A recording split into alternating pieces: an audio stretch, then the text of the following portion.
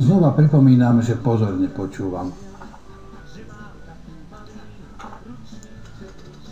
V uplynulom roku, samozrejme, som navštívil niektoré krajiny, Japonsko, Švajčiarsko, Dánsko, Holandsko.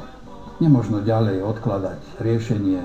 Preto všetkých pozývam do týchto zemí, lebo si uvedomujem, že náš štát nie je cestou k úspechu. Záver je jasný. Náš štát nemôže byť ani lepší, ani horší. Preto všetci prejdime do týchto zemí, lebo nemáme inú možnosť. Situácia si to vyžaduje. Želám vám do budúcnosti múdre rozhodnutia, lebo nie sú takou samozrejmosťou, ako sa mnohým zdá.